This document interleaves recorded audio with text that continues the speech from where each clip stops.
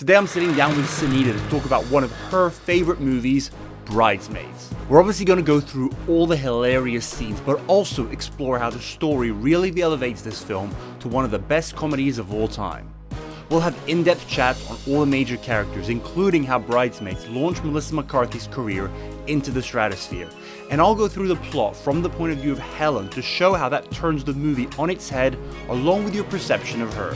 But for now, sit back, relax, and welcome to my film club.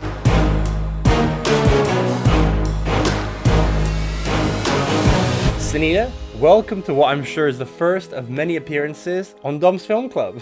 Thank you. I hope so. So, you have a broad love of all sorts of types of movies, from horrors to rom-coms, not so much action movies. But so it was really hard for us to figure out which movie to start with for you on this. But we decided to go with one of your favorite comedies, Bridesmaids.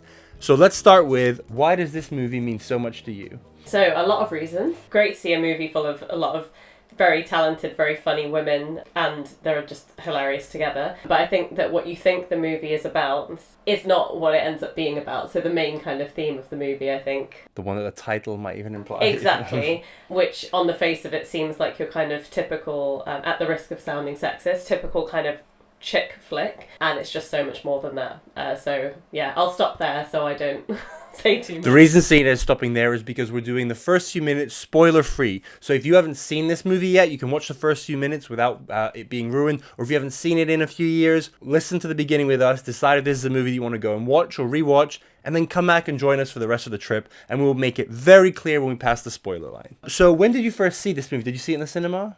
So, I actually can't remember, which is terrible. I know I saw it when I think I was at university when it came out. I have a feeling I didn't go watch a lot of movies at the cinema then, probably because I was poor. But I have a feeling we got it whenever it came out and watched it then. So maybe it was like 2011 or 2012. It came out in 2011, okay, so maybe late 2011, 2012. Something like that, yeah. To be fair, I think this is something about our generation, about certain films that came out at certain times. It's a combination of we watched so much at university, we didn't go to the cinema much because, as you say, we were poor. And then when you've watched a movie like dozens and dozens of times, the first time isn't necessarily that remarkable. So obviously the first time didn't make a huge impression, but then it's just something. Would you say that the more you've watched it, the more you've loved it? Yeah, absolutely. I think I put it into the same sort of category of an Anchorman type film, where actually the first time I watched both of these movies, I was like, I could see the haha moments that they wanted us to laugh at, but I didn't really, it wasn't like knee slapping funny to me. And actually the more I've watched it,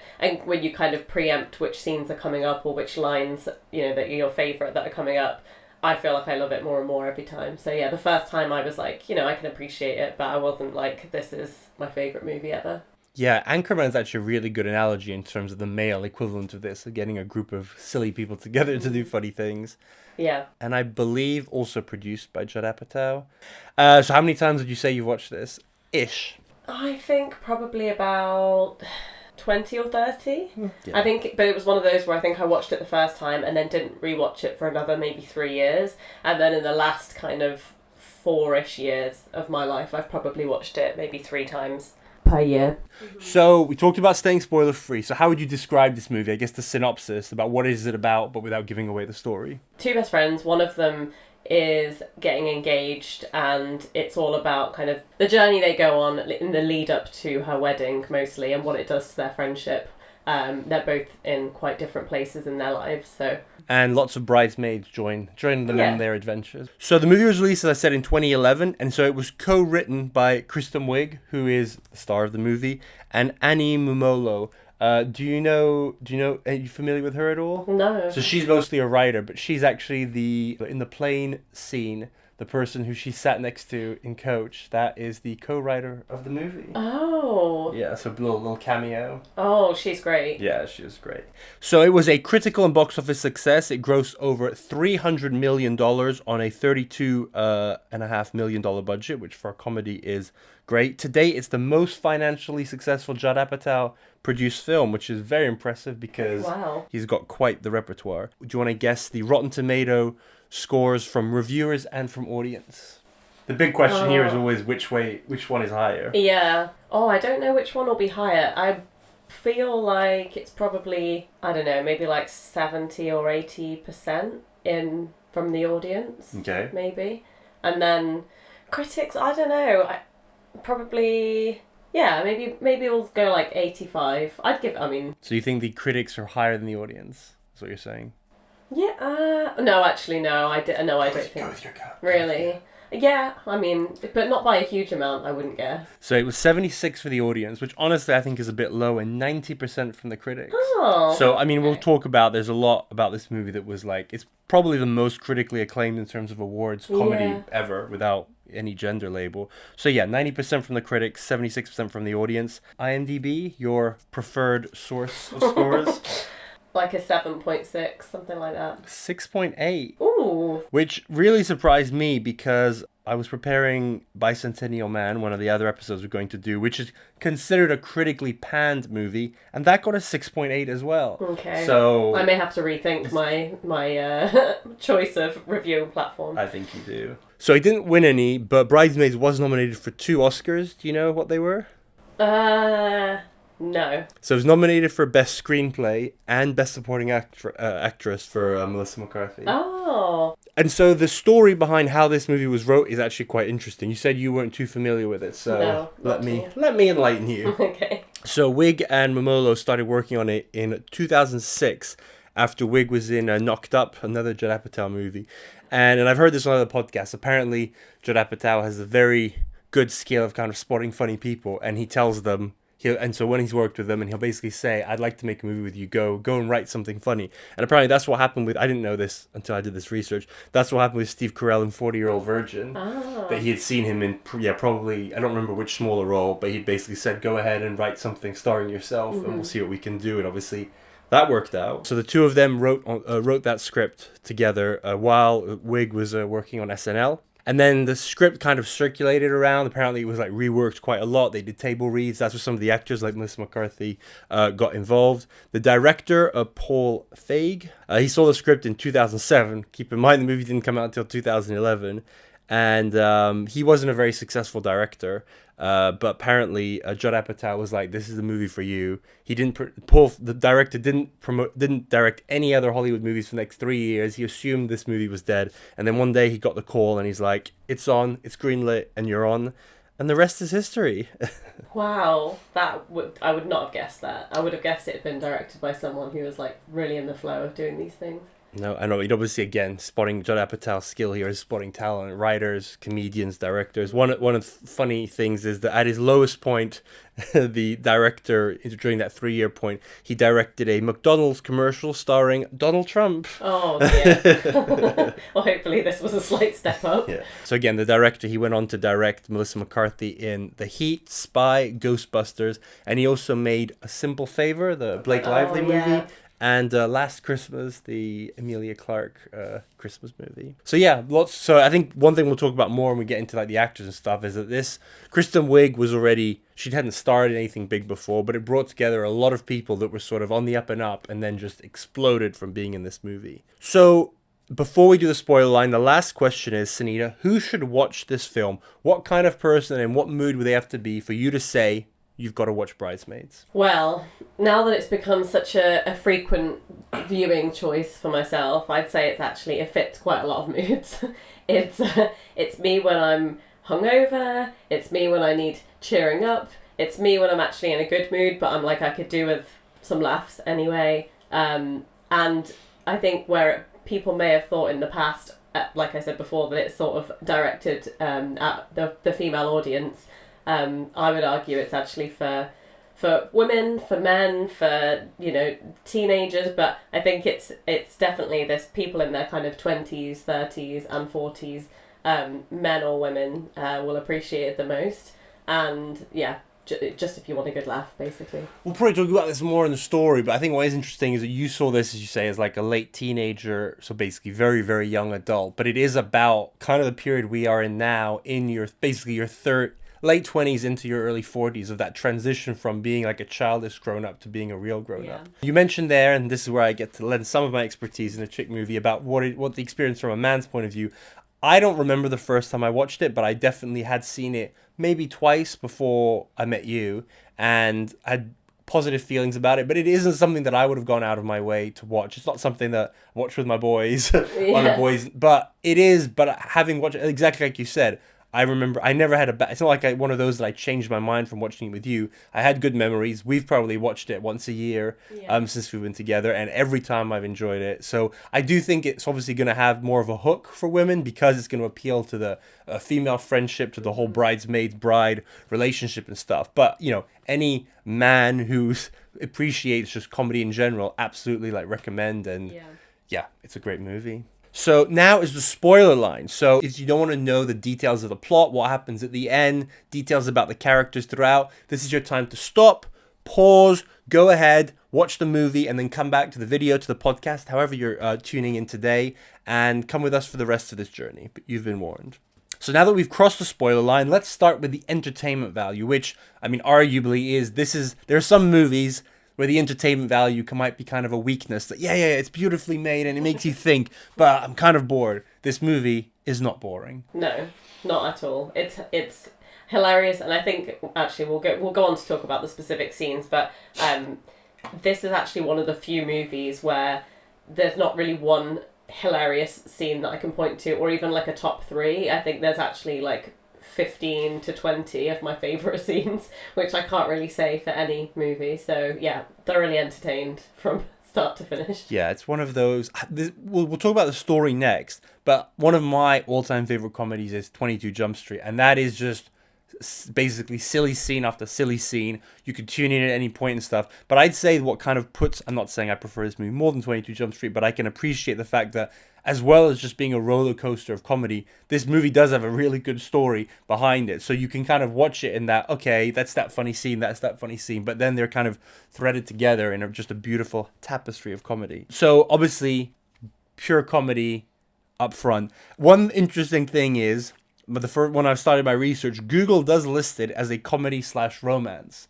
Oh, okay. And I was quite surprised because the reason I was looking it up was I wanted to make the point that this is not a rom-com. No. And you would agree with that. Yeah. And so I did check that actually then on IMDb, on Rotten Tomatoes, it is listed there as a pure comedy, which I think we would agree because this is not a rom-com. No, I agree. I think that the romances associated with the film are completely secondary, or even beyond that to the actual story, or what makes it so charming. Yeah. A weird way, I didn't really thought about this till just now. I don't know if it's done on purpose, but the relationship with the men is both, I guess, the main relationship of the woman getting married and of the main character. They're kind of reminiscent of the secondary relationships that men usually have with women in other comedies of you're just helping us move the plot along and you're just the person they're getting married to and you're not going to find out anything about this person. Yeah, exactly.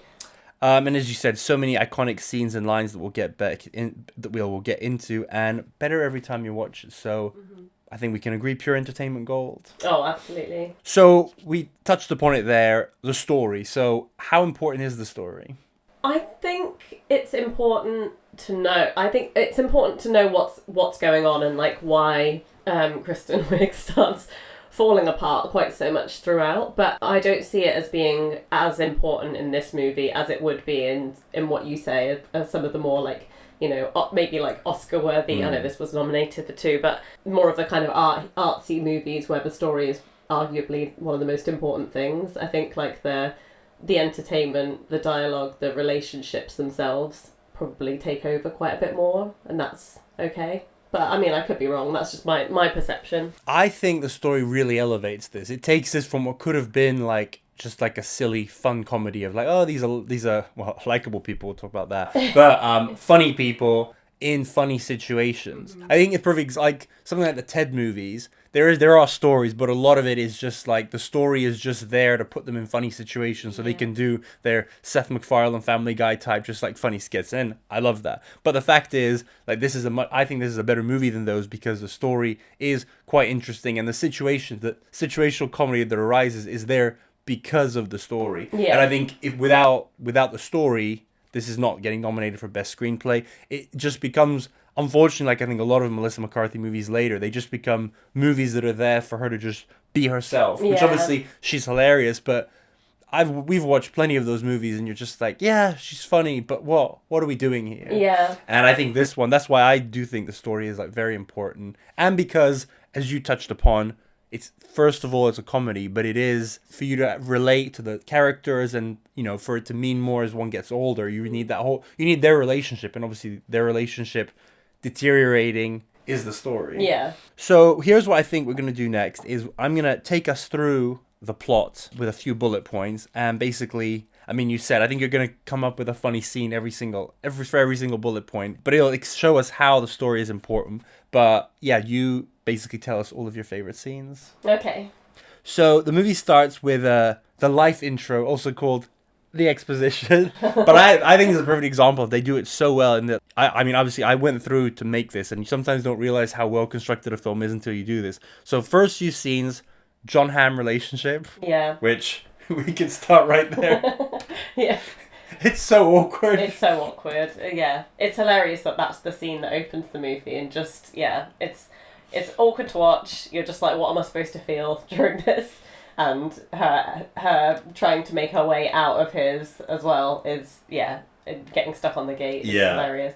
Yeah, you're right. It's interesting they start with him. Then the relationship with Lillian when they're in the park with Terry Crews. Yeah. Great cameo. And they go out for their lunch. Then we see her cake shop. So just explaining where she came from. Then her job. Another great first scene at the jewelry store. Yeah, every scene in the jewelry store is hilarious. Yeah, that's up there for me. Then her roommates, which in the characters, I have some thoughts about them. I'll foreshadow my thought now. I understand why they're necessary for the story, but this movie is almost 2 hours long, and I do feel like it could have been like 10 minutes shorter, and there's just a lot in it, so I'm not even saying, this should have been done differently, but I would question if maybe they needed as much screen time. Obviously, I'm very glad Rebel Wilson's career started off the back of this and wouldn't change that for the world. But in terms of purely their amount of screen time, we'll talk about this more in the characters, but I do wonder if there was a bit too many characters, because there's a lot. Yeah. And that's how the movie ends up almost at 2 hours. Yeah. So yeah, that's basically the exposition. So she's sleeping with this guy who is a complete dick. She has a relationship with her best friend, is probably the only good thing in her life. She lost her dream at the cake shop. She hates her job where she's not very good. I think it's fair to say. Yeah, and it's made clear as well, I don't know which point during the movie, but that she got that role because the manager of the jewelry store was doing a favour for her mum. So it's like she didn't even earn the job, and now she's also like quite bad at it as well, which just makes it even better. And then, her roommates, which again, this is where they are important, is because it's kind of like they're just laying up these like pillows of her life. And they're all shit, except for her best friend. And then her best friend gets engaged. That takes us to the scene where Lillian tells her that she's engaged. And she laughs for about 30 seconds too long until it's turning into a bit more of a weepy laugh, because she tells her, and then she's like, doing all that, it's so hot, like, can't believe this is happening, and then like Lillian gets the phone call from her fiance, she like leaves the room for a second, and Kristen Wiig's still like laughing until it's like she's actually like crying a little bit. She just can't. It's the start. I think it's the beginning of what's to come. Yeah, so she knows immediately that this is going to change things. Then the engagement party. Yeah. So this is another introduction. We meet all the bridesmaids, which this is, again, great writing. They get like 20 seconds each, but you immediately know she's a sexual freak. She's the one that's stuck up. Yeah. She's, obviously, Melissa McCarthy is just her. Yeah. And then obviously the big meeting is Helen. Oh yeah, the moment where she appears on screen as well. She turns around in slow motion, and her hair is all perfectly like styled, and her dress is like so over the top and big, and she almost like glides. I don't know how they do that moment, but she glides towards them both, and you just know in that moment like what an insufferable character she's supposed to be, which we'll hopefully talk more about. Oh, yeah. But yeah, she's it's a perfect entrance. Like so many of these scenes, it is both hilarious but also so cringeworthy, is obviously the toast scene at the engagement party. Oh my god, yeah. The fact that it goes on for so long, I think, is possibly my favourite part. You think after the third microphone snatch, like, this is done now. And every time it cuts back to kind of the rest of the party as well, and you see their face expressions change. And they obviously keep trying to outdo each other, so it's like starts off quite subtle, still cringy, but hilarious. Yeah, And then the first couple, you're like, okay, fair enough. Yeah, I think it's the first one is like, I think Kristen Wiig tries to keep things quite light and like, you know, thanks everyone for coming, like, you know, here to celebrate Lillian, blah blah blah.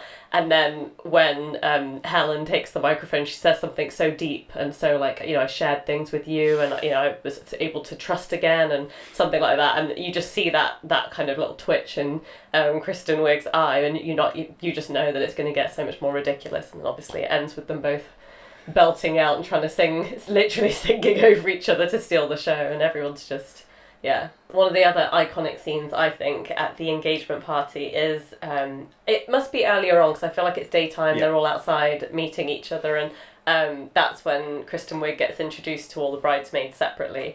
And there's the scene with, I'm so bad at remembering the actress's name, but I'm going to call her Kimmy Schmidt, because that's what she was in. And she is, you know, gushing about her husband. I mean, her and her husband don't ever have sex, but they're like really, you know, like proud to be newlyweds, and she keeps saying my husband, and touching him. And then, you know, Kristen Wiig doesn't have a husband, and that shouldn't be an issue, but this guy appears behind her who's clearly about twice her age and balding, and they're like, oh sorry, you must be Annie's husband, and it's like, no. And then he's like, do you want to go for a walk? She's like, no, I can't. And it's like, he obviously isn't her husband, it's fine, but like, yeah, what an offensive thing to assume as well, based on his physical appearance.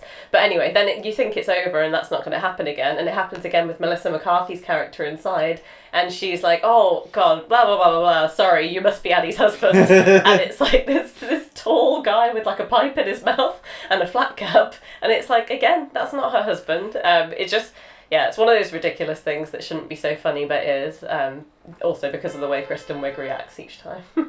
Yeah, she's trying to be polite, but she's also like, fuck you. Yeah. Then, I think it's on the way back from the engagement party, she meets Officer Rhodes. Yeah. That's worth mentioning. I don't think there's anything iconic about that. Then, I think it's on the way back from that, because they talk about the cupcake store.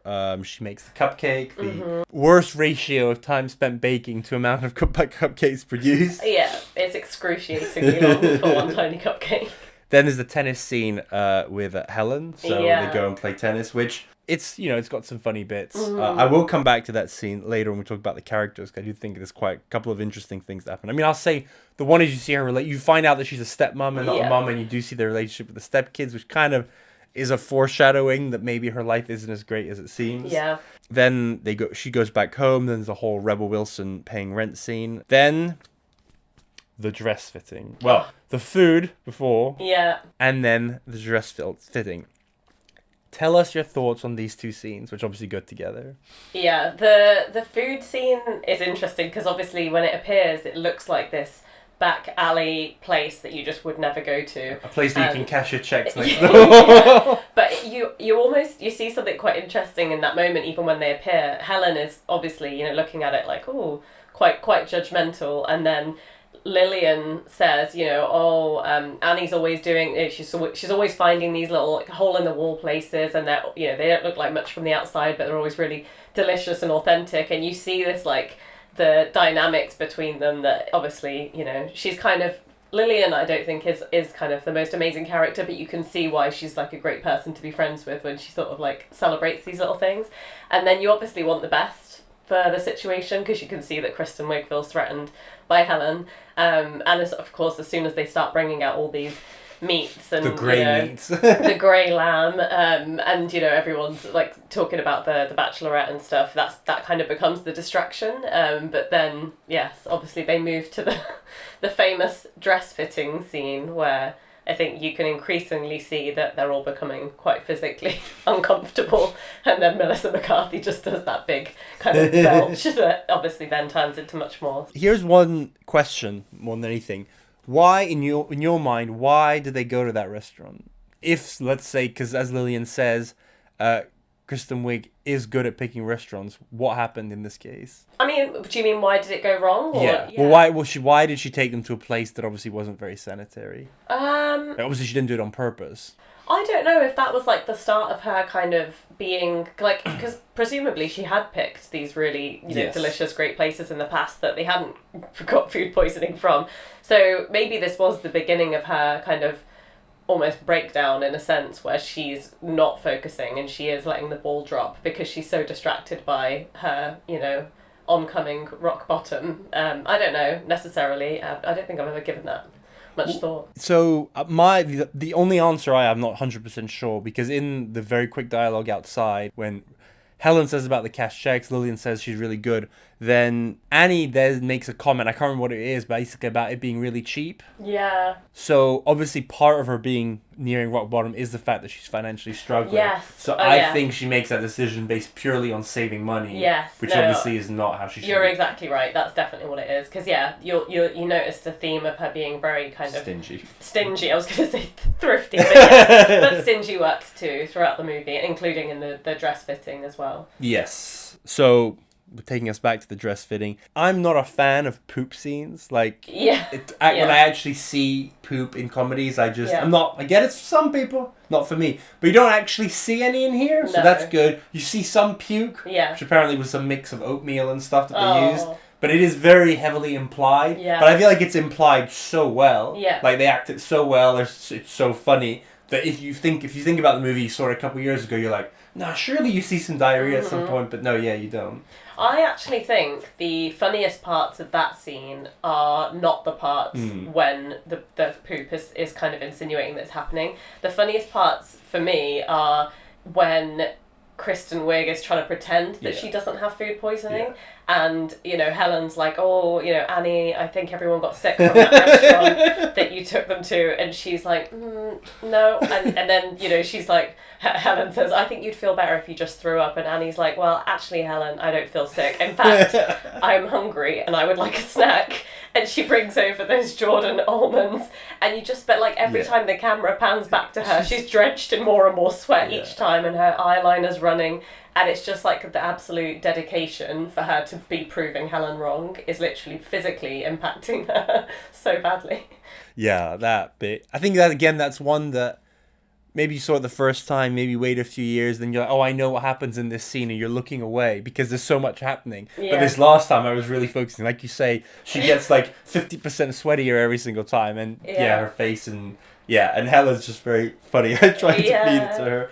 And then obviously it culminates with Lillian shitting in the street. That part, I do think, of all the shitting scenes, I do think that one's funniest because you see like everyone's just losing their minds. The women that work at the actual dress store are like, no, don't go anywhere with that dress, don't ruin that dress. And then it's just her trying to make it across the street and obviously just like going down like a tear each time until she's basically it's happening. And it's just like Annie's like, oh, you're really doing it, aren't you? You're shitting in the street. It's just, I think out of all the shit scenes, that's actually the funniest. Yeah. And I will say, again, going back to my point about the story being important, there could be a movie where this happens, and that's just a funny thing. But obviously, we're looking at it all from Annie's point of view, and it seems pretty harsh when Lillian cuts her off. But you've got to remember that this happens. Yeah. Like, her best friend gave her food poisoning, and God knows what she cost her, because she gets another dress, which means she had to pay for that dress. So it cost her a lot of money, ruined the experience. So, and obviously other things are about to happen as well. So I do think it's quite important for the story to be like, this is funny and everything for us, but this is pretty traumatic for them. She does it, I feel like Lillian does it in kind of the nicest way possible, though. Like at that point, which again, we'll talk about, but she has ruined a number of events, and she basically, it's not like she says, I don't want you around. She's like, clearly this maid of honor thing is getting to be too much for you, and it obviously is. Like, and she doesn't, there aren't actually any consequences yet, because it's not until after the hen do that she takes away the maid of honor. So really, you see there's a car ride back, which is longer in the bonus version, but I watched it, it doesn't really add anything, and she's just like shook, as you would be, for all the things that just happened. Yeah. But there isn't really anything, there are no ramifications. And maybe that's the problem. Maybe Annie needs to have consequences for her fuck-ups. Yeah. And because she doesn't, she goes along.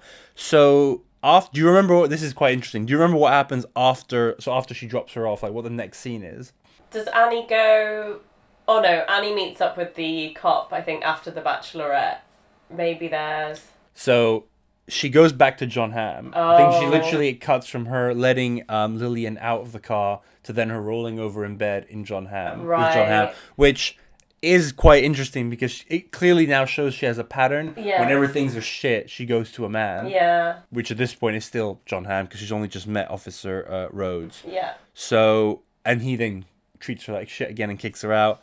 Then she bumps into Officer Rhodes again. Mm-hmm. And that's when they hang out properly and get to know each other. Yeah. So that's a nice scene. Yeah. And that actually, when you're watching it for the nth time, you're almost like, this isn't fair. She just ruined her friend's dress fitting and now she gets to have sex and then meet this like lovely guy. So to her at this point, there's like no alarm bells or anything. Yeah. Then the hen do happens. Well, by the hen do we mean the trip to the hen do. Yeah. Here's a fun fact. I think I said it to you last time and I've said it before. I wish I'd seen them get to Vegas. Like that would have been funny. Apparently, I don't know in terms of drafts how far it got along, but initially they were planning a scene in Vegas. Mm-hmm. Do you know why they didn't go ahead with it? No. Okay, I'll give you a hint. This movie came out in 2011 and that's very relevant. Oh, was that a Hangover thing? Hangover came out, I believe it was in 2010, and so they probably knew about it when they were writing it, or it would have come out when they were shooting or whatever, and they basically decided they didn't want this movie to become known as the female Hangover, right. Which even if it was just a 10-minute scene, it absolutely would have. So they just decided to get rid of it, which to me makes a lot of sense, because it does feel like there's almost something missing. But I'm glad they didn't, because we got the airplane scene. Oh my god, the airplane scene is one of my favourites. So, just to remind our listeners, are they all in business class except for Annie? No. It's just the only two that are in business class are Helen and Lillian. Helen's paid for Lillian's ticket. Right. The rest of them are all in coach. But I feel like Annie is still away from the others. Yeah, they're sat separately, but they're all in. Okay, but she's like right at the back. Yeah. So, but she freaks out. Are we told that she's scared of flying? Yeah. But that's when they're actually planning the Bachelorette, and Annie suggests Lillian's old like lake house or whatever. Everybody else is like Vegas, especially the mom that's got the 3 boys who, she wants to get away and really blow off some steam and wear her new tube top, as she says. And then I think one of them says to Annie, "Oh, I know, you're something about we have to fly there, but it's going to be fun." And so like it implies that she's got this fear. So Lillian and Helen are obviously sat in business class together, and Annie's got this fear of flying. She is sat next to a woman who I don't realise co-wrote the script, who's also hilarious and terrified of flying, it seems. And she says, I had a dream last night that the plane went down, and she's like, "You were there." And it's like, you've just met. How could she have been in your dream? But that's actually one of my favourite lines from this scene. And so Annie then comes over to Lillian and I think is basically, trying her best to get rid of whatever nerves it is that she's feeling. She's not allowed in business class, and they make that very clear to her. And, Helen does the whole, "Oh, Annie, do you want to take these pills? They'll make you feel a lot better. Just, knock them back." And so she does, and then she doesn't feel them kicking in. She has a glass of scotch, which then means the pills really do kick in, and she turns into this really loose and disruptive cabin passenger, basically, which we can talk through. I think most of the scenes on the plane are, in fact, all of them. The whole thing is comedy gold. From the moment that I think multiple times she breaks into business class, and one of the times, which is actually on my T-shirt, she sits down... Our eagle-eyed viewers will have noticed that by now. She sits down next to what looks like a Spanish man, and she's already been told to remove herself from business class, and the flight attendant comes over and she's like, he's like, I thought I told you to get out of here, and she's like, no, it's not me, I'm not her. I am, and then she looks across at the Spanish guy and she goes, Mrs. Iglesias. And it's like, you're not Mrs. Iglesias. And then he obviously tells her to leave, and that's when she's like looking at his name badge that clearly says Steve, and she's like, stove, what are you, an appliance? And he's like, my name's Steve. I love how offended he gets, even though he knows that she's like fucked up, and she's like, no, my name is Steve, I'm not a stove. Yeah, but it's also the best, one of the best parts about it is when Helen comes over and is like, oh, she can have my seat, everyone gets to experience first class some point in their life, and then she just goes, help me, I'm poor. And it's like, this is just chaos. And that's before, I think, that she does have a little bit of a nap, and when she wakes up again, she obviously is hallucinating massively and sees a woman on the wing of the plane, and that's when she goes on the tannoy and she's like, there is a colonial woman on the wing of this aircraft, there's something they're not telling us, and like everybody just starts freaking out, and she's obviously like running around the flight, and it's just absolute chaos. But the other thing is like the secondary scene, which I think is hilarious, it doesn't involve Kristen Wiig, is the Kimmy Schmidt character and the mom that are sat next to each other, and they're just kind of increasingly getting more and more drunk and bearing their soul to one another, and like obviously end up like kissing each other when they think the plane's going down. And it's just bedlam. Yeah, that's an example of what I was saying, where like those two characters, like scenes like that, the movie didn't need them. Yeah. So it's like, if you want to make it shorter, you could have like cut scenes, but they are really funny. Like I'm no part of me is like these characters weren't good and should be taken out. It's just that they pad the screen time. Another really good line that I love in that, I don't have the exact line in front of me, is when Helen says, "Oh, there's a much better sense of community in Coach." Another one actually, I can't remember exactly what it is that Helen's talking about, but she's it's something like, I do this all the time, and it's really great. And then Annie goes, oh, you do? And it's like, that is talking about a quotable movie, like this whole, oh, Helen, like, oh, you do. And it's just like one of those things that I probably say like multiple times in my annual life. And I think it's so subtle, but like applies to so many situations. I think when she leaves the engagement party and before she gets pulled over, she's doing like a whole imitating Helen thing. So that's kind of an ongoing. You live in Milwaukee? I'm sorry. Yeah. Oh, so good. But I think that when I was reading the background about them cutting the Vegas scene, that they were a bit like, the producers were a bit worried. But then I think Kristen and Annie wrote, I think they particularly mentioned there's a colonial woman on the wing, and people read it and were like, we're going to be okay. This is going to be hilarious. She's a traditional colonial wear. And then there's the whole, we haven't talked about this, but then there's like Melissa McCarthy and the whole like yes. Oh, let's like I forget what his air marshal. Yes. She keeps trying to prove that he's an air marshal, and obviously because obviously she's been introduced to us at the engagement party, and we immediately know that she's out there with the whole I fell down and I broke everything. And then you mentioned how she made the thing about is this your husband? Yeah. And then when she says no, she's like, oh, I'm gonna hit that something. I'm gonna climb that like a tree. Exactly. Yeah. Which apparently when she auditions for it, the producers thought that she was making the character gay. Mm-hmm. Which I have to say, when I rewatched it after a couple of years, I did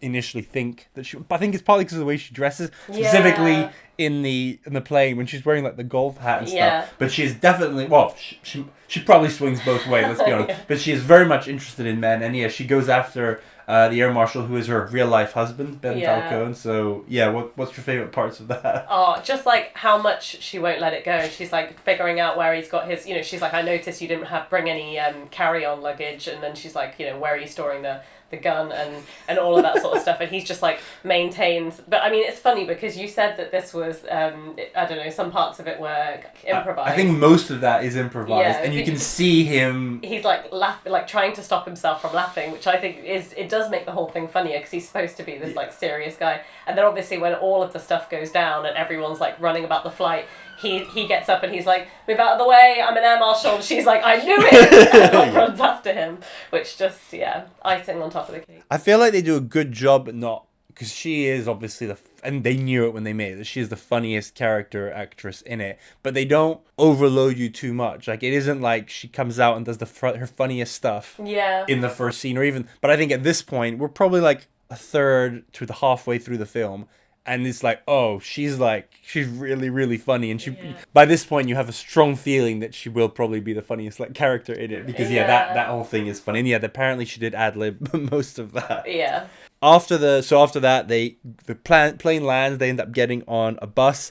I checked. So they have to take a 17-hour bus to get back from where they land to get back to Chicago, which makes it all so much worse. Oh, that's horrendous. After this terrible thing, guess what Annie does? She goes back to a man. She goes back to Officer Rhodes. Yeah. They have a lovely date. They have sex. Then, what is it that makes her freak out? So she wakes up in the morning. And you get this a few times throughout the movie. He's like, obviously was a big fan of her bakery. And he talks about the cream puffs. He's like, you should really, make cakes again. They were great. And she keeps being like, no, I'm past it sort of thing. And then, they wake up after a great night together and he's gone out early and bought baking ingredients. And he's like, if you'll meet me in the kitchen, the fun will continue. And she goes out there and sees it all. And he's like, I thought we could spend the day baking.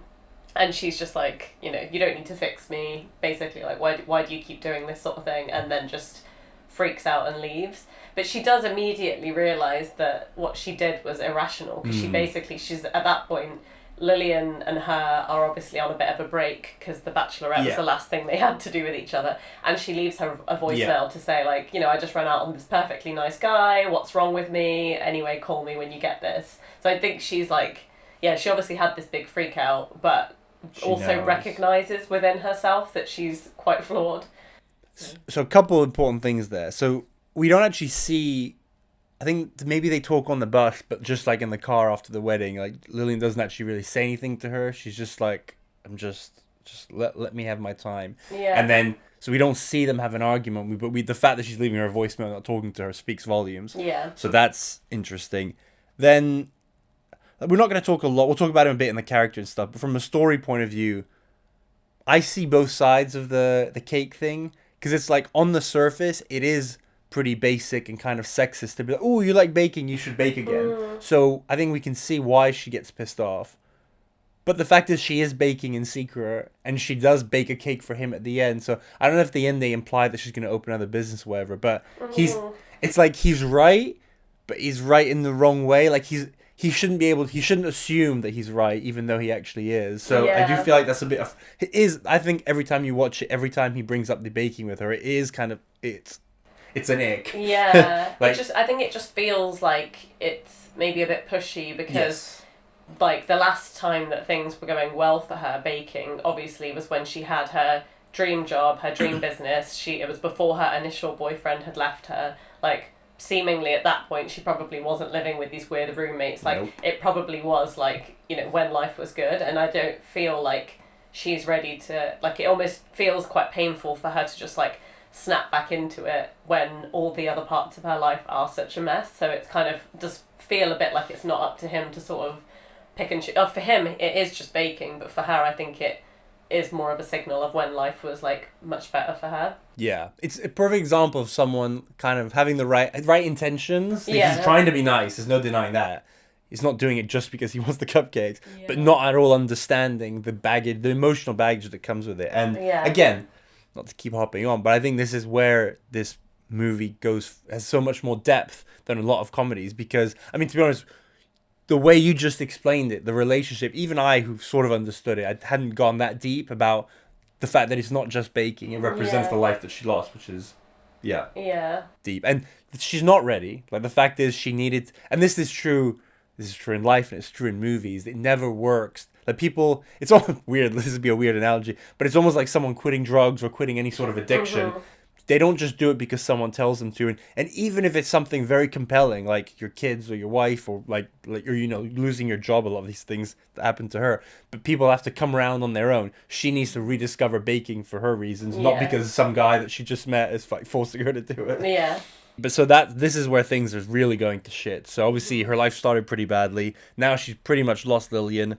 There's one guy who was nice to her, treated her well. She's like sabotaged. Then she gets fired after the second. Well, I don't know if there's others, but the second iconic jewelry scene.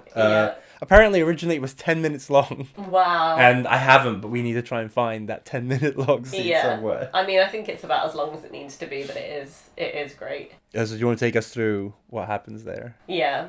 But I would also just like to say the first jewelry scene, the East Asian couple come in looking for an engagement ring, and Kristen Wiig is like, oh, you guys are in love, that will go away. And it's just, obviously, when she's like, you can't trust anybody, he may not even be Asian. That's because he very clearly is Asian. Like, it's just so funny. And then in this one, it's more of the same, except she's obviously like hit more of a rock bottom, and she's basically having an argument with like a 15-year-old girl who, basically calls her a loser and tells her that she's flat-chested, and she's like, oh, I bet you're really popular, and does the action, basically saying, she's quite loose.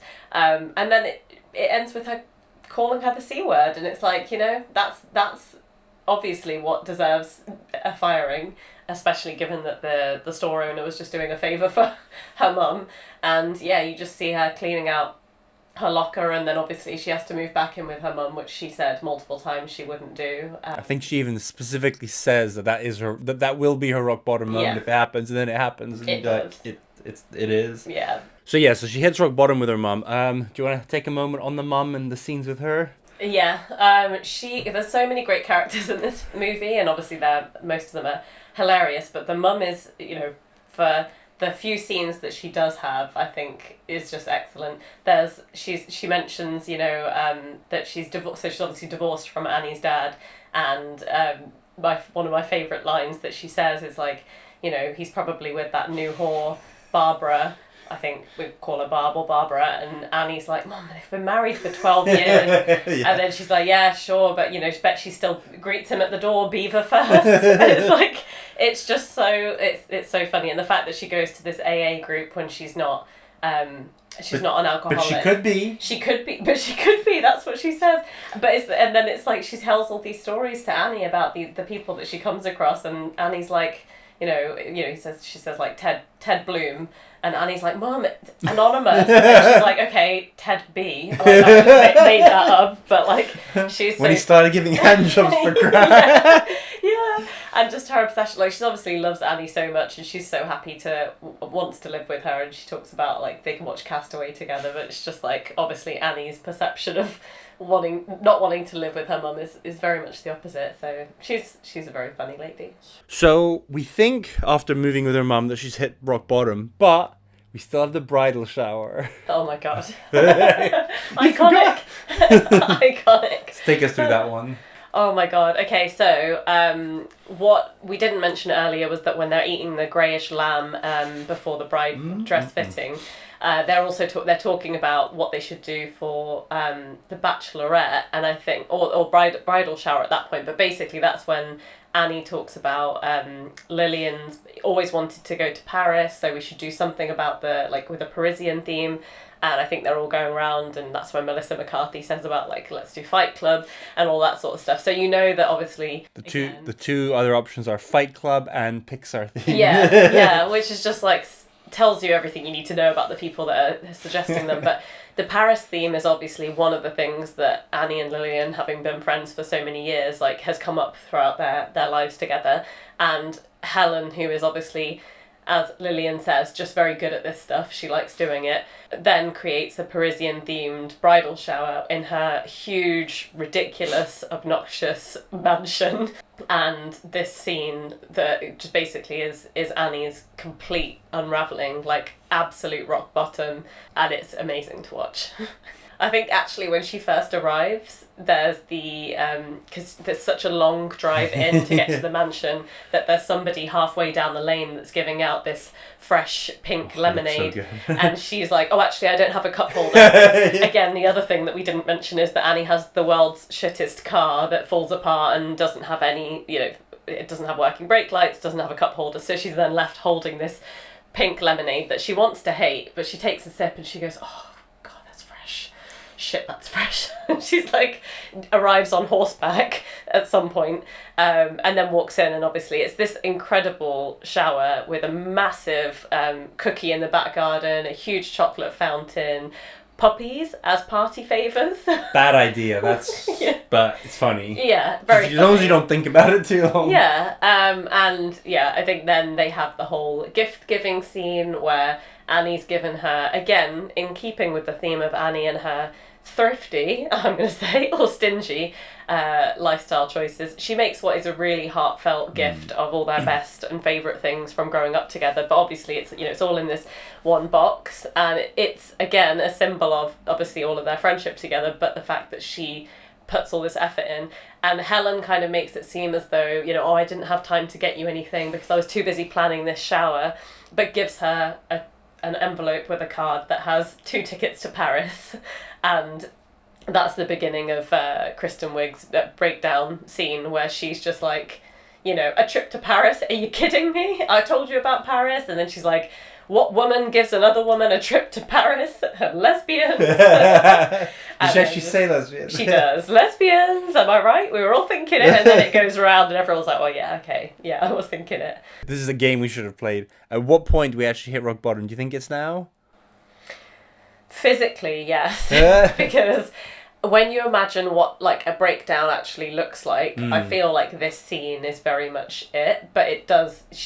I think there's kind of what we thought was rock bottom before this, and then she somehow gets even lower. And I think her breaking like that massive cookie and then falling backwards, you know, into the chocolate fountain and all of that. That very much looks like what you imagine a breakdown to look like. So yeah, it did get worse somehow. Yeah. So after that, she drives away. Her car breaks down. The officer Rhodes, so the guy, she's a nice guy, she's blown off, happens to find her. Yeah. You think it's bad. Then she calls John Hamm to come pick her up. But she calls him, right? It's not that he... Yeah, she calls him. Yeah. And then I would argue... So she gets in the car with him. Yeah. And I think the actual rock bottom, because this is her rock bottom, because this is where everything clicks. Yeah. When he asks her to give him a blowjob. Yeah. Yeah. He's like, you look tired. Why don't you take a nap on my lap? And it's like, really? You think that's what she wants to do right now? And then she's like, let me out. Let me out. Do you know what is actually, like, he's hilarious. Like, he's terrible, but hilarious. But one of the things in this scene when she's like, obviously she's just like, no, pull over. And he's like, oh, actually, yeah, that's a great idea. And he's so, like, up himself that he somehow thinks she wants to pull over to give him this blowjob. And she obviously wants to get out of the car. But that's just, like, another little bit of comedy gold from him. Like, it's so funny. So then another epic scene. So then she goes home, actual rock bottom, and Melissa McCarthy comes and gives her the famous pep talk. Yeah. Which again apparently was mostly improvised. I know, again, this is like, Melissa McCarthy has so many great scenes, but I'm a bit more, I guess I prefer more of the kind of subtle comedy, which she's not so subtle a lot of the time. But this scene, it, like, I don't know if it's subtlety, there's a word maybe I'm not missing, but yeah, she gets on top of Annie and she's like trying to do this whole tough love thing, and it's where she's like, you know, you're your problem, Annie, and you're also your own solution. And she's like this really deep kind of motivational speech while she's like slapping Annie around, or getting Annie to hit herself, that's it. And it's when Annie finally like fights back and slaps her once that she's like, yeah, okay, I knew my friend was in there somewhere. And it's really sweet because, like, I definitely didn't think of them as friends really before this. I just saw this as a group of bridesmaids that got pulled together, and, you know, some of them get on, some of them don't. But that was like a really sweet moment, I think. Oh, hilarious, but also like quite wholesome because, she cares a lot. And her whole backstory, that this is often referred to as the firecracker scene. Which really? I initially was like, wait, what? Because at one point she's like, I was at school and kids would throw firecrackers at me. Literally, people would throw firecrackers at my head. And do you think that'll hit me down? No. Yeah. And so there's actually a really interesting story behind this scene. In the original script, so like very early on, they didn't have this because it's very much a scene that you need a Melissa McCarthy to exist to do. Originally, this is so weird, but also kind of makes sense, even though this is better. Initially, there was going to be some sort of telesalesperson who was going to be calling her throughout the movie from India. Yeah. And she was always like blowing them off. And apparently she was going to get a call at this point, and she was going to try again, and that person was just going to have a go at them and be like, no, I don't know what they were supposed to say, but I can imagine it's like, no, I have been trying to call you all this time. Maybe she was going to moan about her life, and she's like, your life is not that bad, and you need to do this, and she was going to be the person to kind of like slap her around the face. Right. But I think as soon as Melissa McCarthy came on board, as I said, she was involved early on in the table readings, they were like, nope, it makes a lot more sense to take this character rather than it just be this random character that we don't really know that does it.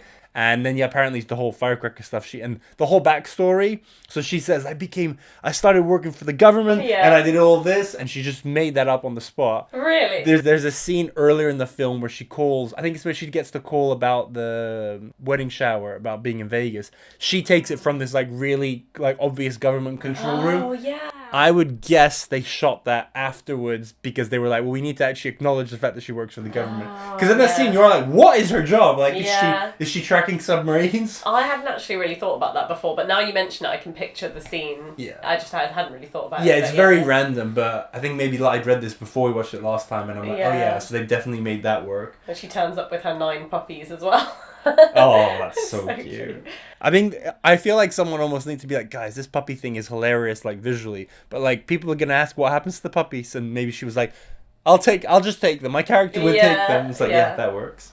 So then we get the inevitable getting your life back together. So she bakes the cake. I love her reconciliation with her mom is she just goes up and hugs her. That's about what mom gets. Yeah. She fixes her car.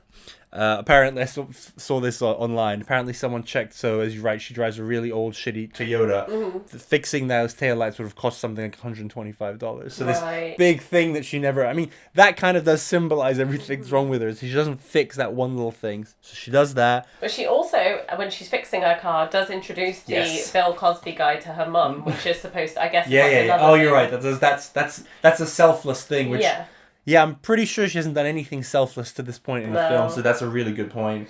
Then gives the apology cake to the... raccoons. Yeah, exactly. That was the word I was looking for. And then Helen comes to her looking for help. Yeah.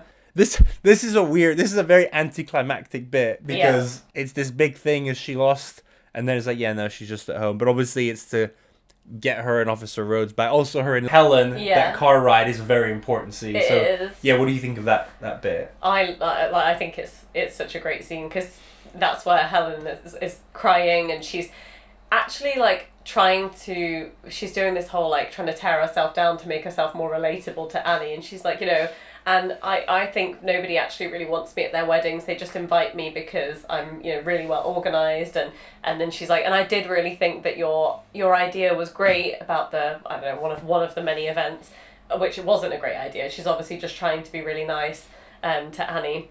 And then it's the moment where Annie looks across and sees Helen crying, and she sort of laughs a little bit, and she's like, what? And she's like, oh, you're a really ugly crier. and Helen's like, what? No, I'm not. And then she looks at herself in the mirror and she's like, no, I still look really pretty. I think so. I'd read that scene a little bit different. I think the stuff about, I mean, you said tear stuff down. The stuff about people basically just use me, I think that's totally true. Yeah. And then she says, she gives a really heartfelt apology. And I'm a big fan of a true, genuine apology. Yeah. It's one of my favorite things about Popstar, which is another Judd Apatow produced movie, is the apology scene at the end, which starts off being bullshit, but then it becomes like, it's the sort of apology no one ever does in real life. Yeah. And similar here, she literally comes clean about everything. There's even stuff that, and we'll talk about this more later, because I have very strong feelings about this and like the characters, of stuff that she did not for the reasons that Annie perceived them, but she apologizes for, I know it seemed like this, and it might have come across that. So she fully explains herself, she brings herself down, she apologizes. But then the funny thing is when she goes too far, and she's like, I don't think that food even gave us food poisoning. Oh, that was it. I was like, there was something that she says that's completely wrong, and it's like, no, that definitely... That food was really good, and your dress was... And she's like, no, the food, like, and she's like, I shot myself. Yeah. You're right, and the dress you picked I thought was actually really pretty, and it's just everything, every choice that Annie's made, she's basically just like, it was all great. I think she says the dress thing right before she says about the food, and at that point you're like, oh, that's really nice, but then she says the food thing, it's like, okay, now I don't know how much of this you actually believe. You've gone too far. But and then obviously she talks about her husband never seeing him, the kids hating her, and basically being lonely. And you do just have this massive... I think this is where you rewatch the movie very differently after having seen that scene, because you just...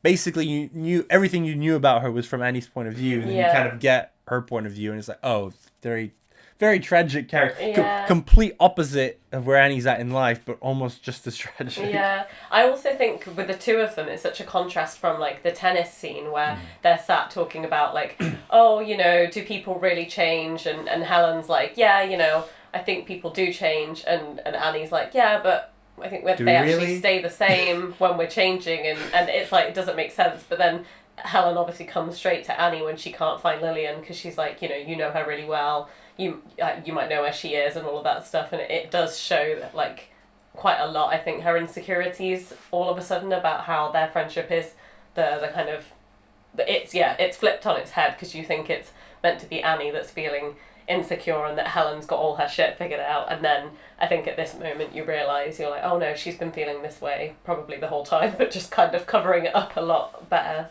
But then I think on the flip side, I mean, this is a bit later on, but in the ending, obviously, like, it seems like such a silly scene, the tennis one at first, their conversation. It's funny, we change, but do we change but doesn't changing mean that we're staying the same while we're changing? Like, it's just silliness. But actually, that conversation might actually be the central thesis of the whole film. Yeah. Because you say, at the end, they're basically acknowledging that some things do stay the same, but ultimately the reason why things get better for Annie is because she does change and she gets her shit together. So they were both kind of right, so it comes full circle. Yeah. So then they go find Officer Rose for his help, and there's obviously the scenes of them just driving back and forth, trying to get his attention. which is your favorite of the things they do? I think it's the one where she goes past with, like, the hip hop music, and she's like, bobbing her head. She's just like she's like the least cool person ever, and it just doesn't fit.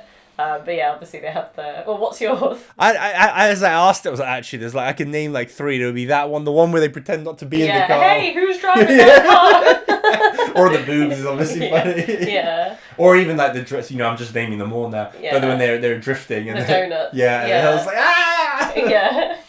But yeah, obviously then he helps them. It turns out, shocker, she's at home. Yeah, and I don't find him that funny, but when he says, like, this is the sort, I don't know exactly what he says, but, like, this is the high intensity thriller stuff that really made me want to become a cop, is, like, just hilarious. So she then goes to the apartment, and then they have comforting Lillian. I'll do the rest, and we'll come back to that scene, because that's basically the emotional end of the film. Then the wedding happens. It's all funny and silly. There's the show. Then she makes up with Officer Rhodes for good, and everything ends happily ever after. But that's all fluff. Yeah. I think the most important part of the ending is the scene with Lillian. I think that bit is obviously very heartwarming, because and it's nice to see them come back together before the wedding, but also it's nice to see that, like, Lillian is a bit of a mess as well, and she hasn't had her shit together this whole time, and that maybe in a way, like, you can definitely see kind of why and how they're friends, and, like, how it's complementary to one another, and the fact that obviously the whole mess up with the dress, like, they end up just completely laughing together and then being like, okay, we'll fix this, like, you're not going to go down the aisle looking like a mess. So I think it's a bit of that whole laughter, a bit of crying, and then, like I said, basically the kind of connection that she needed to get back to the actual wedding. What did they do about... I remember that she has the ridiculous dress. What did they do to fix it? To be honest, I'm not exactly sure, because this last time I really focused on that, and it looks like the dress is kind of the same. It's just like she takes off the weird ridiculous hat thing, and because the dress has loads of, like, frills on it. I think maybe they've, like, somehow removed some of the frill bits and taken the hat off, but, like, it's not really a massive transformation. Because in the end, it's made out to be this big thing because she disappeared, but ultimately, and I think Lillian says it, all that's happening is she's just getting the usual, not even cold feet, but she's just freaking out. Yeah. But because Helen is so focused on everything being great and obviously does not have her shit together, who's just found out, and Annie is just completely imploding, she's like, I need to talk to someone who's not my husband about how weird this all is. Yeah. And yeah, she says, again, good writing, good story. She names some, like, pretty like good stuff about, for example, because that was actually one key thing, is that Helen is organizing all this extravagant stuff, but there's never any indication up until here who's paying for it, because you think, oh, is Helen paying for everything because she's so rich? But then Lillian says, my dad can't afford all this, so Helen's organizing these like fancy Parisian parties, but then sending the bill to the dad, which obviously does create like tensions. So yeah, it's a nice coming together, and it's not completely over the top. It's not like they suddenly say, oh, fuck Helen, now we're gonna be best friends and hang out together. It's just kind of, it's actually, I think it's better that it's more subtle than that, because we've had conversations about this like separately, but in adult life, when, you know, different friends have different amounts of money and different expectations on what is a, you know, reasonable dinner to book or rooftop bar to go to, or, you know, holiday to go on, this is actually kind of quite like that, because Helen has her own lavish lifestyle and is kind of putting those same financial expectations on Lillian and her dad, when actually Lillian is probably more closer to being a Annie type level. Yeah, in a way, you could see that what was happening to Annie versus Lillian is what was happening with Lillian versus Helen, like on a purely financial basis. But yeah, I think the big thing is that, yeah, Annie has not been there for her, and she realizes it. And yeah, so they have the wedding, and then everyone lives happily ever after. Yeah, and Wilson Phillips come on at the end to perform Hold On, which is just a great way to end it. Yeah, it's a great song. It perfectly encapsulates the feeling, I think, at the end, which is great. Yeah. Any scenes that because there's just so many, any scenes that we've missed that you want to touch upon? Nothing that I can think of off the top of my head. There's just so many. Yeah, well, we'll delve a little more now into the characters one by one, so if there's some that we've forgotten, we can go into that. Yeah. So, we're going to start with Kristen Wiig, so Annie's character, and then basically we'll work our way to Melissa McCarthy, who was the biggest revelation, we'll say, of this film. So, I mean, we've talked about her character, but we'll do a bit more. Let's start with from Kristen Wiig's character. So she was in the middle of her SNL run when she was filming this. She was on it from 2005 2012. As I said at the beginning, Judd Apatow was basically like, you're funny, let's write a movie, like, let's see what we can do, and they made this. When you started watching this movie, were you aware that she was on SNL, and had you watched her in SNL? How familiar with you? I hadn't watched her on SNL, and no, I think this was... Well, you said she was in Knocked Up, and I felt like I've only actually seen that a couple of times. She's a news anchor. I think it's a very small role. Oh, okay. So, no, I would have seen her in that, but probably not recognised that it was her when I was watching Bridesmaids, so I think that probably was the first big thing I saw her in. And that is probably true with most of the characters. So, Maya Rudolph, who plays Lillian, was also on SNL. This was her big, so you probably didn't know her either. Rose Byrne, this is pretty much one of her first major American movies. Melissa McCarthy, she'd been on Gilmore Girls, but we hadn't watched that yet. Yeah. She just started being on Mike and Molly. Mike and Molly was another TV show that made her quite big. Okay. But this was like the big breakthrough. So a lot of these people are quite unknown, which is even more impressive that it did so well, because now you watch it knowing all these characters and like knowing all of their tics and stuff. Yeah. But yeah, so I would say that this is Kristen Wiig's kind of the peak of her career up until now, because she's obviously the star. She wrote this. It was wildly successful. And she hasn't really done anything even close to this big since then. No. She's been in a bunch of stuff, but she's never starred. The biggest thing in terms of how successful it's been and how prominent she was as a character was Wonder Woman 1984, where she's the main villain. But yeah, that's still very different. But let's talk about the character of Annie. Hey, how do you feel about her? So obviously, I mean, she's so funny that I don't think I gave it too much thought before. But when you actually see like how she shows up as a friend, and like her ability to like, she's very self-deprecating, obviously, and I think that can help with the comedy aspect. But she's obviously not a bad person. She just makes a lot of terrible decisions, I think. So it can be quite frustrating to watch her go on that journey, or it would be if it wasn't so funny to watch. But I do think she's a very flawed character. I think deep down she's a good friend and all of that sort of stuff, but the way that she shows up in a lot of these situations, like if that was one of my friends, I'd be really pissed off.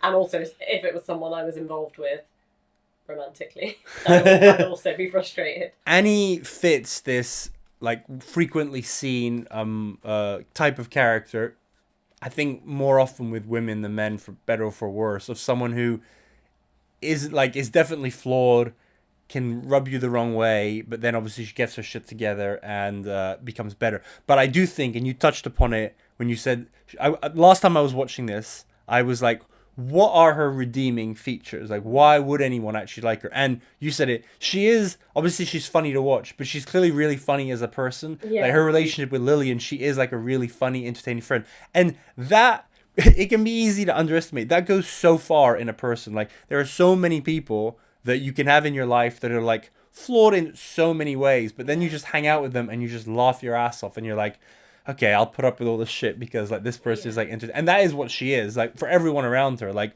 whether it's Lillian, whether it's the other bridesmaids, whether it's Officer Rhodes. Yeah, she's terrible in terms of remembering things, in terms of not being selfish, but she's just funny to be around. And I do like that they have that redeeming feature, because sometimes this archetype character, you are literally like, why would anyone like this person or want to be around them or stuff? So yeah, I think that definitely saves her.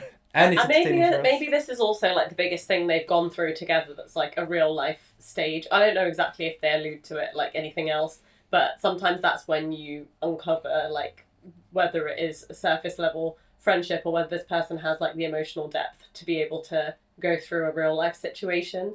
And you know, maybe after this she will, because this is like a huge learning for her, but it's not clear if, at least to me, whether they've had something like this before or whether it's always been quite like, you know, they've had a lot of fun. I think that's a very good point as well. I think it definitely comes across that they never had a challenge, which is amazing because they've been friends since they were kids. Yeah. So they've been friends for like 20 years, and there's never any mention of like sleeping with an ex-boyfriend or like fighting over a guy or like working together, and nothing like, or financial troubles. There's like, or, you know, it's not like she borrowed money for her from the cake shop. Yeah. So there's no indication of that, which actually, yeah, is super important, because that maybe that you could argue that's why Annie is so taken off guard about the, everything's being, I think this happens a lot with friendships with grown-ups, is that when you've known from someone for so long, you take it for granted. Yeah. And so it's like, this is easy. Like, both, it's easy, I don't have to try. It's easy, it doesn't matter if I fuck up because they're just going to forgive me. Because, again, the things she does wrong, like the food poisoning, the dress fitting, one thing that totally goes that gets brushed away because of everything else is the fact that they just go to this dress fitting store without a reservation. Yeah. Like, if Helen hadn't been there, that whole day is ruined. All these people have taken time out of their schedule, and there's never any there's the, I'm sorry you shat yourself, but at that point she's not like, I'm so sorry, like, I fucked up, I was being stingy. There's no realization there, and that's why it gets so much worse. Yeah. But then the fact is, most friendships would end over this, but they don't, because you know, they manage to reconcile in a genuine way. Because Annie is actually going through a lot of shit. Obviously, it's not an excuse for being a bad friend, but she's going through a lot. Yeah, and I think obviously this will be more of a, you know, talking through the Lillian character. But when we said about nothing really going wrong, you know, or life obstacles, it's like, obviously by this point Annie has lost her business, had her boyfriend leave her. Like, a few things have already happened, but when you look at the character of Lillian, I feel like she's seen as this really, you know, loving kind of best friend that's really understanding, patient, like caring, and to the point that she actually lets a few of these fuck-ups happen before she actually says or does anything about it.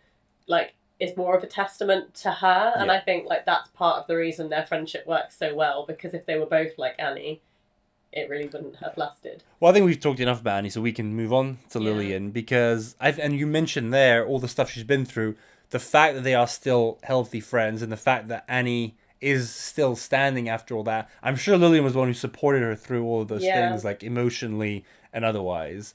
Yeah. So yeah, she's been in a good friend. And I guess she almost says at the end, she's like, I'd just like to be a little bit selfish for like just a few weeks and months while I'm getting married, and you weren't there for me. We mentioned about the fact that her husband, he appears on screen a couple of times, but we literally, do you know a single thing about him?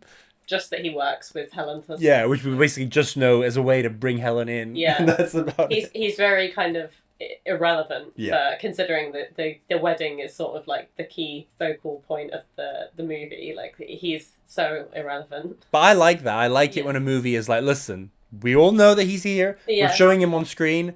We're not going to give him like, if anything, it would be more annoying if we knew, oh, he fishes and he Yeah. does this. It's like, no, don't waste our time. Yeah, we don't need that. We get what his role is in this. Yeah.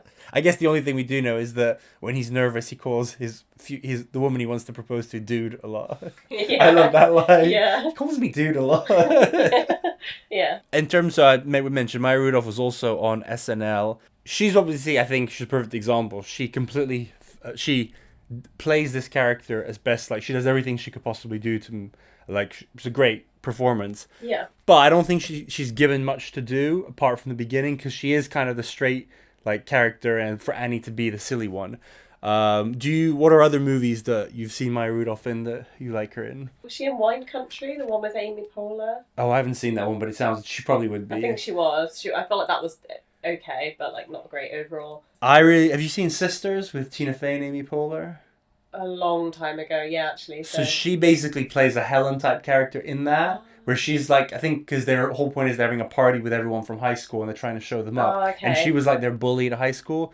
Because her name is Deborah, but she gets everyone to call her Deborah. Like, she's a lot more campy than Helen is. Like, she's completely over the top, but I think she's like really funny in that. And obviously, I've seen her in quite a lot of SNL sketches, and I think she has so much more to give than this role allows her to do. So she's great, no complaints. But I do like, she has a lot more to give than, because a lot of characters like Annie, like Melissa McCarthy, Melissa McCarthy is like, go wild, improvise this whole scene, and I'm sure Maya Rudolph was like, oh, I could do more. It's like, no, you need to be the serious person. Yeah. Then let's talk about Rose Byrne as Helen, because I think she's awesome. Oh, she's just amazing. This was the first, well, like many of them, the first role that I'd seen her in, and I like, the more and more I watch it, the more I love Helen. The first time I was like, okay, I think I'm supposed to dislike this character, and she plays it so well as far as being this like almost over the top kind of like, I don't think pretentious is the right word, but like overly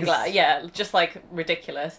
But she's so funny, and obviously having seen her in more movies since then, like she just does so much with her face, with her accent, with the way that, the different characters she's able to play. I think she's so talented. She does so much in this, but then one of my favorite films that I'm sure we'll do on this one day that you haven't seen yet is Spy, right? With her and Melissa McCarthy.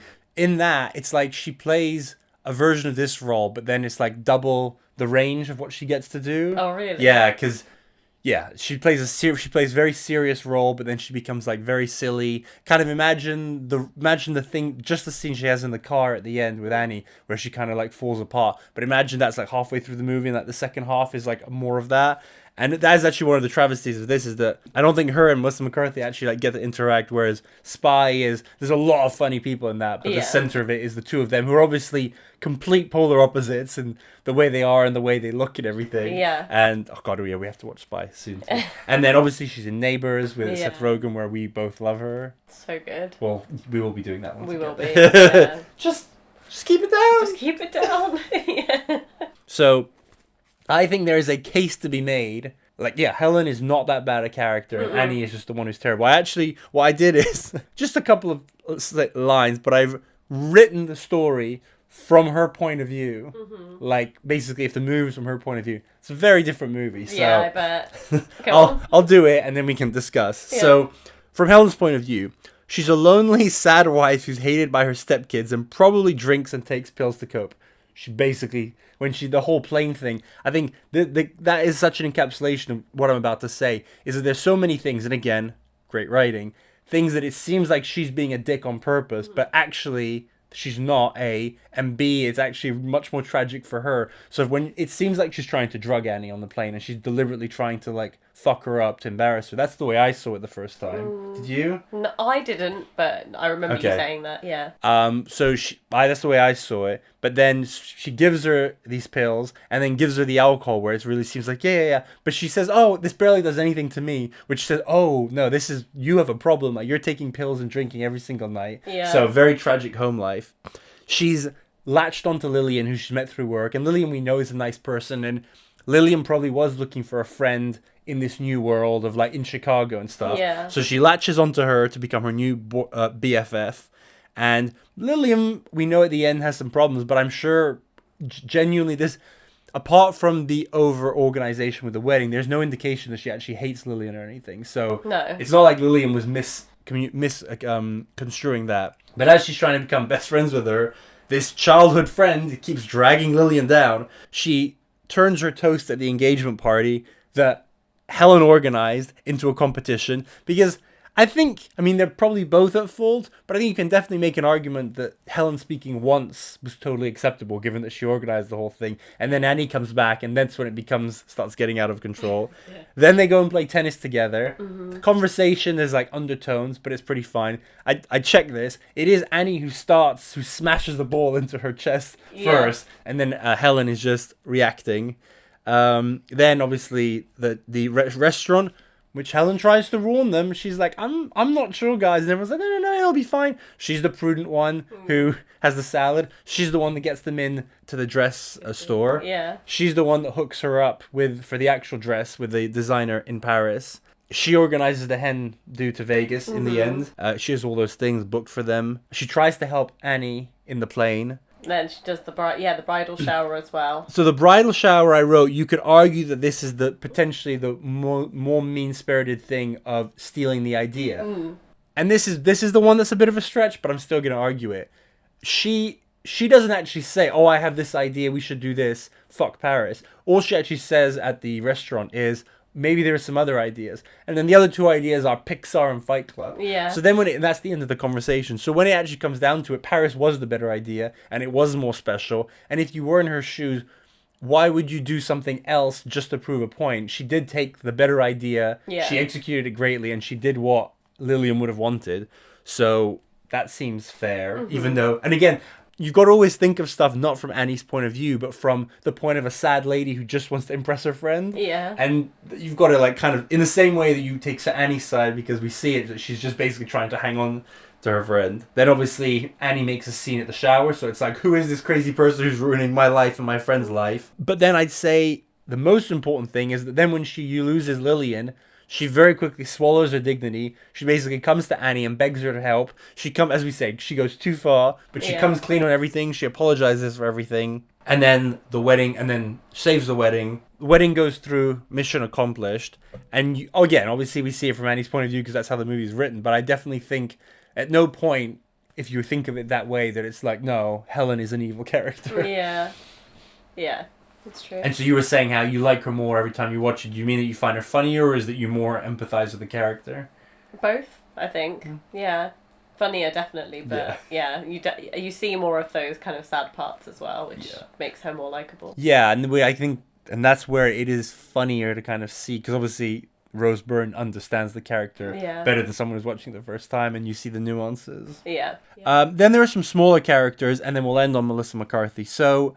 Rita and Becca, who are the other two bridesmaids. Right. So the blonde is Rita. Blonde, and then Kimmy Schmidt. Yeah. So they're the ones I say. I'm pretty sure if you cut... I mean, you probably need a certain number to get bridesmaids, but you could probably cut 10 minutes out of the movie if you cut them out. But yeah, they are really funny, so it would be really tragic to do. Yeah. You're a big fan of theirs as well. Yeah, I think the scene they have together on the plane is really funny, and then I think Rita's, like... Any moment she's on where she's talking about, like, you know, the 3-hour dinner that she made for her family, and her son came over and was like, why don't we order pizza? And she's like, you know, I've got this, I've been cooking for 3 hours, and he's like, Mom, why don't you go fuck yourself?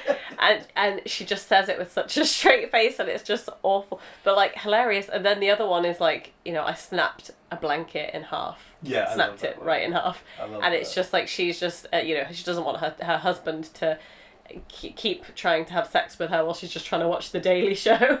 And it's like, so many lines she has are great. But then, the scene that she has with the Becca character on the plane is great too. She's very funny, and I think she's the sort of character, if in a weird way, if the movie was less good, if it didn't have Melissa McCarthy and stuff like that, she could have been the star of it. But because there's just so much talent and so many funny people, it's like, yeah, she's great. But that's basically like all you think of in the end. Yeah. Then the other duo is Gil and Bryn, so Rebecca Wilson and Matt Lucas. Mm-hmm. And so I think I said before, they are definitely the ones, because I think Rita and Becca are funnier. Yeah. And I think I said it last time. The whole tattoo scene with Rebel Wilson, like really, it's quite horrible to look at. So I don't love them, but I do understand that they are important because the fact is living with them has to be a part of why her life is so bad. And then when they kick her out, that is like part of her like downfall. So I can see why they're important for the story. Plus, as I said, without this, because Rebel Wilson published her biography recently. She did, and in that / on the interview, she talks about how this was her first role in the US. She was paid $3,500 for it. Wow. She then had to wait a year for the movie to come out, and apparently all that money in her time just went to paying her guild fees to basically be represented as part of the Actors Guild. And it seems like she did not get much work. And then this came out, and even though she's a small character, obviously people could see the potential. And this is what led to Fat Amy in Pitch Perfect, and has led to the very successful career that she's had. So just one of many examples, but of someone who, even though they were in a small role, it's just completely changed everything for her. I do like the bit where she said that she read Annie's diary. Well, she basically said, I just thought it was a really sad handwritten book. And then they're like, well, if you've got an issue with it, why you should really have a sign on your door that says, "Don't read my diary and don't try on my clothes." What? But outside of that, I don't think there's any need for them to have so much screen time. But when I was doing the rundown, I went through the uncut version, so it's about an extra 10-15 minutes, and there's a scene where she comes home and Matt Lucas and Rebel Wilson are in the bath together. Oh god. It's very short, so I'm surprised they didn't actually just keep it in because it's funny, but they're definitely a bit weird. Oh yeah. People who are considered for various roles, so it's not specific. Mindy Kaling, who I'm sure would have fit in perfectly. Busy Phillips and Greta Gerwig, who she doesn't feel like she would quite. I mean, she would have been great if she had been cast, but she seems like a different wavelength as a lot of the people in this. Yeah. So let's end with keeping the best for last. So Melissa McCarthy. Yeah. 4 years removed from Gilmore Girls, which we watched. Oh. We had not watched them, but we have watched in the last few years. And as I said, it just started Mike and Molly, but she never started anything. On the back of this, she has hands down had the most successful career by a mile compared to everyone else. I'm just going to read you. Basically, every movie she's been in since is either a small, deliberate cameo, or she's the star, or at least co-star. But she's never been a secondary character, whereas everyone else has been at least a secondary character, if not lower. But she was in Identity Thief, The Heat, Tammy, Spy, The Boss, Ghostbusters, Life of the Party, The Happy Time Murders, Can You Ever Forgive Me, Kitchen, Superintelligence, Thunder Force, The Starling, Little Mermaid, Genie, which I haven't watched yet. But that's a dozen movies built around her. Yeah. About half directed by her husband, Ben Falcone. I would argue, I'm sorry, but the better movies of her are the ones that are not directed by him. So I don't know if that's a script thing or it's a direction thing, but some of these are definitely better than some of the others. Yeah. And it all started here with her playing Megan. So why is this character so great?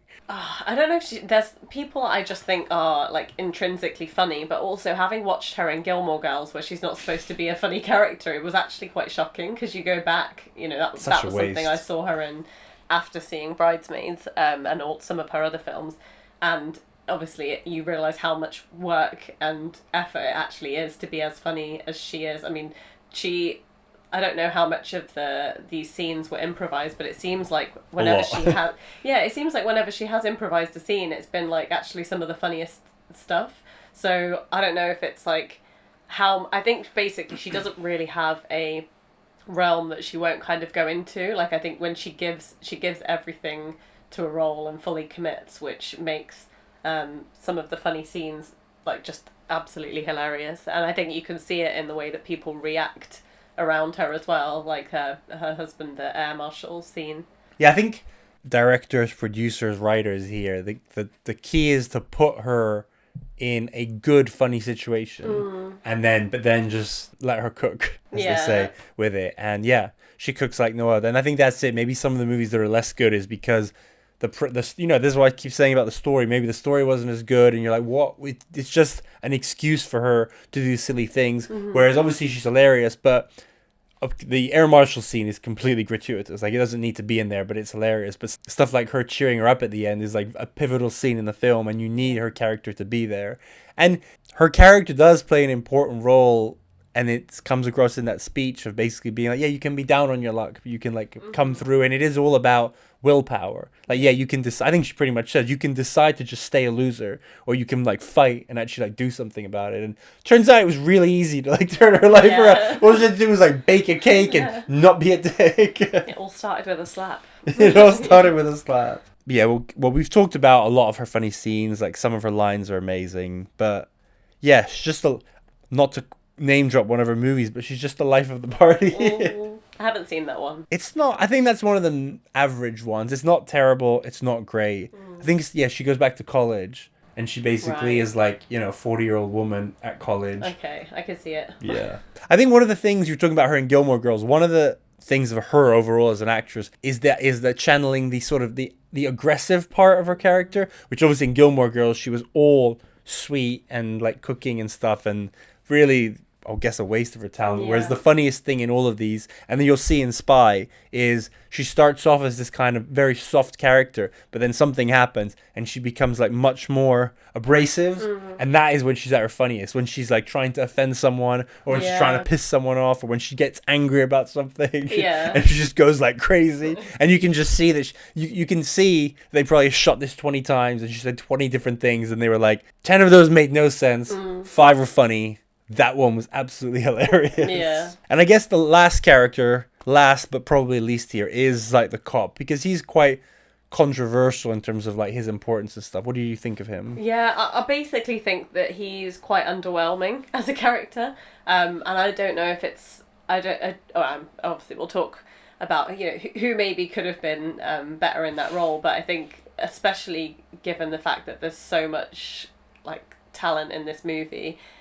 maybe this was intentional, like he's not supposed to be so funny and so like memorable, but I feel, I don't know, I think he's a bit I don't believe necessarily their relationship. I think they have a couple of charming moments. It doesn't really make a lot of sense to me why it's him in the first place, and I just don't rate him. I don't look forward to his scenes. How long does their relationship last, do you think? I don't know, a few months. Yeah, I would have said the same. Yeah. I think Chris O'Dell, I think he's good with what he's given, but I agree that the character isn't particularly interesting. No. As we've said, is a bit annoying with the whole baking thing. But I think he's kind of meant to be, because this is going to sound harsh. You'd have to be a bit of a loser to be attracted to her in that position. Yeah. So, I mean, he basically makes self-deprecating jokes that he knows that he's not. I wouldn't say he's a loser, but he's definitely not like killing it at life, and he accepts that. And he's a good rebound for her, I guess. Yeah. But yeah, he's definitely underwhelming. He plays his role in the story. Yeah. But again, it's like you said, it's not a rom-com. This is not about their romance. He's just there to move the plot along. Yeah. We've obviously alluded to the script and the dialogue a lot. We've talked about the story and that. What are some of your favorite lines? I think anything that's like Annie making fun of Helen, so where she's like, "Oh, Helen," and doing all that like hair flip, or like the "Oh, you do," like really condescending. Like if I think about things that come up quite frequently in conversation, it's those two things. And then there's the tennis scene. My favourite thing is the "Get your shit together, Carol." Like, again, I say that one quite a lot in like everyday life. And then obviously the speeches scenes, Consuela, which is like speaking of Spanish, and it's like she just basically doesn't really speak Spanish very well. There's just so many things like that. The little parts that I don't think are that memorable, but the dialogue is just so funny. I remember, this is going to seem like a weird tangent, but it links back. I think it was Arnold Schwarzenegger, because he obviously was famous for his one-liners in action movies, but he said that when they were writing the scripts, obviously he didn't write them, but he was involved, and some of them he improvised, but you never knew when you were writing or even shooting what was a line that was going to become iconic. And something like in Terminator, "I'll be back," that was literally just like he was saying that he was going to be back, and that just became like one of the most famous lines of all time. And so sometimes it can be the smallest line, but anyone who's seen the movie will know that, like, yeah, Carol, get your shit together. Like, I know what that's from. Yeah. One line that I really like, which actually is from John Hamm, who we didn't talk about much, but I think we've said everything that needs to be said. He's funny, doing that role. His role is like he's a dickhead and that's about it. Yeah. But this line that he delivers perfectly is right at the beginning when he's like, "This is so awkward. I really want you to leave, but I don't know how to say it without sounding like a dick." Yeah. Like if you needed one sentence to kind of, this is everything you need to know about this character, it is that. Because obviously he is a dick. But it is also a situation that happens sometimes. Yeah. And as bad as he is, especially with the whole blowjob thing, he never pretends to be anything else. Like, she tries a couple of times, like, ooh. Actually, that is another great one. When she asks about, should we go to this wedding together? And he's like, oh, it's just going to be so embarrassing for you to explain our situation like to what other we people. are to each other. And then, yeah, she tries to make him jealous with her fake boyfriend called George Glass. Yeah. But it's like also when he puts his hand on her boob and he's like, could George Glass do this? And he just sort of like moves it around in this like awkward circular motion and she's like, yeah, I think he can. Yeah. Oh. Yeah, the two of them together. But if you told me there was going to be a movie, the two of them, in something completely different, I feel like they bounced off each other really well. Yeah. Oh, I think a good one that we didn't talk about in terms of in the meltdown scene, and so when Lillian and Annie fully go for it, Lillian's, why can't you be happy for me and then go home and talk about me like everybody else? Yeah, exactly. Yeah. It's so simple, but it is such a good encapsulation of like most relate. Basically, she's saying, why can you just stop caring so much? Yeah. And be like a mediocre, shitty friend like everyone else. Yeah. That's and not also the other bit in that moment where she's like, I bet Helen, something about like you've got your head so far shoved up Helen's ass, which I'm sure is perfectly bleached, and she's like, it is bleached, and you know how I know? Because I went to the salon to get my asshole bleached too, and I love my new asshole, and it's like, that is hilarious, because it's like, that, like, I don't know, it's such a, again, it's a pretentious thing, she's like met her on that level, but it is also her being like, yeah, I've changed and I'm okay with it and you need to get on board with it, sort of thing. That is I didn't have that one written down, but that is a great one too. Another one, we said we didn't like love their scenes, but the with Rebel Wilson, we would like to invite you to no longer live with us. Oh, yeah. Oh, yeah. And then I just have everything Annie says on the plane when she's high, which I think you asked, but a lot of that she did ad lib. Just so good. Yeah. The colonial woman part really kills it for me. And then anything Annie and Melissa McCarthy says or does is just very quotable and hilarious. So we've already talked about the history behind the movie, about how it was written. We said that the directing is good. You're never going to remember the movie for the directing, but I think one of the keys with these comedies is having a director that can basically bring out the best out of everyone, and mission accomplished. Yeah. And then I think I'd just say shout out to Judd Apatow, that's just very good at putting talented people in good places and just letting them cook. This is actually super interesting. The director, who I said was like struggling, and then he was given this, who was a man obviously, he was under a lot of pressure because he was pretty much told this is a test run for female-led R-rated comedies. Oh wow. And if you fuck this up, I mean, this was probably more implied, but basically they were like, oh yeah, if you succeed we'll make more of these, but that implies if you fuck this up you're like pretty much ending it. And obviously hugely successful on every level, and movies that I'm pretty sure without this movie wouldn't have existed would be Sisters, pretty obviously, with SNL alumni. Girls Trip, which is basically kind of like the black version of this. Bad Mums is basically taking the Rita character. I wonder, they should have put her in Bad Moms, because that's basically that same the Catherine Hahn character there is basically the same character, just being like the abrasive, pissed off, not taking any shit mum. And then every Melissa McCarthy movie pretty much comes out of this. The pinnacle of the episode, not to put any pressure on you, Sonita. So now that we've laid it all out, really, what is it about this movie that you love so much? It's one of your favorite movies. Well, we talked about the entertainment value. I feel like as you brought my attention to the fact that the story is actually quite important in this one, but I think because you're just so entertained from start to finish, like there's no lull in the movie. I know it's 2 hours long, but I find myself laughing more and more every time I watch it. And then I think the fact that I originally thought that it was going to be about something, completely different, like a big wedding or like Bridesmaids specific, and it actually becomes so much more than that.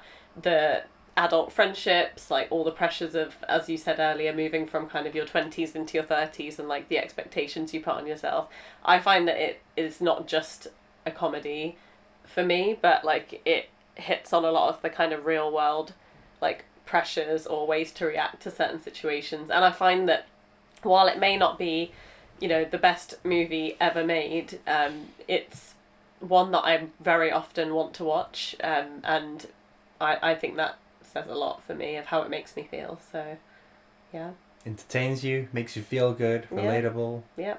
I know what's going to happen. I enjoy it. I think it just gets funnier every time. What more can you ask for from a movie? So, where does this movie rank for you all time? Where would you put it?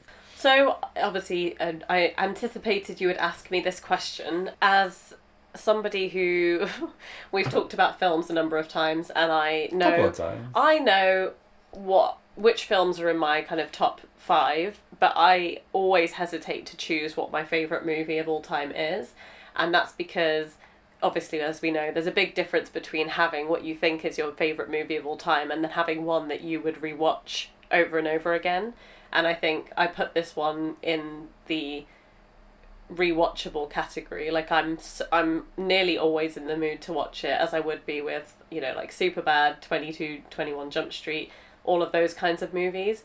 But I don't know if it's like... I think it's top 3 for me, but I couldn't tell you which order. I'm hesitant to say, basically. So you're going to say... You'd say that it's tied with a couple of other movies for first. Yes. But I couldn't tell you what my favourite movie of all time is. Picking your favourite child or your favourite cat. Yeah, I can tell you it's in the top 3. I can tell you, it's in the top 3, it's in the top 5. But, like... which order I'm not Sid sure. is cheating, but we have our answer, so tied with a couple other movies for first, is what you're saying. Anyway, so Sonita, thank you so much for your time talking about one of your favorite movie, Bridesmaids. I think we've gotten through a lot. And thank you to our listeners and our watchers. Don't forget to subscribe, follow us wherever you get your videos, wherever you get your podcasts. Let's give a little preview. The next episode we're going to be taping together is going to be Gone Girl, which is one of my favorites, but it's one of very much the type of movie that Sonita likes. So make sure to follow us everywhere for that in the next couple of months. So finally, Sonita, thank you. Thank you for having me. This has been a lot of fun. My pleasure.